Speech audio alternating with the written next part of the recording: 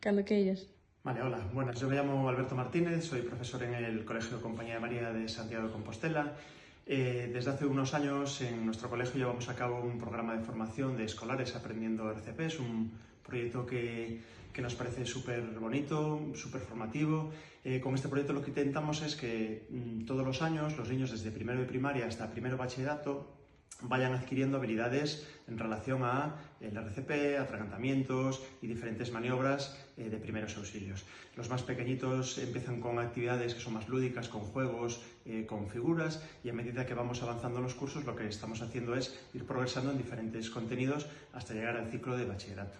Nosotros creemos que es una experiencia súper formadora, una experiencia que debería consolidarse dentro del propio currículum en todos los colegios, porque aunque creamos que no es muy importante, al final surgen diferentes experiencias que a veces no somos capaces de afrontarlo, y en este cole, como los pequeñitos empiezan desde primero de primaria con esos pequeños detalles, vemos que como cada año pues se sienten más seguros en relación a primeros auxilios, y al final de su etapa formativa en bachillerato, pues sí que vemos que aprendieron muchas cosas. Yo a todos los niños, pues cuando impartimos esto le contamos numerosas experiencias. Yo le cuento una especial que tengo con un hijo mío.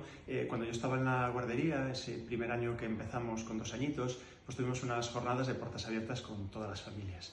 Y ese día pues le regalaron una galletita a mi hijo.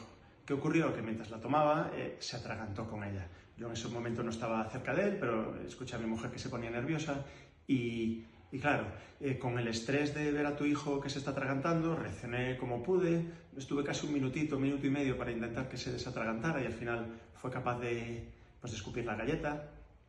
Y si ahora vuelvo un poco atrás, después de toda esta formación, yo creo que actuaría de otra manera, con otra tranquilidad, con un protocolo más estructurado, de unos golpes, de una maniobra, y ese día pues un poco actué como cualquier padre intentando que tu hijo se desatragante. Por eso que estamos súper contentos que contaran con nosotros en nuestro colegio con este programa de formación de escolares aprendiendo RCP.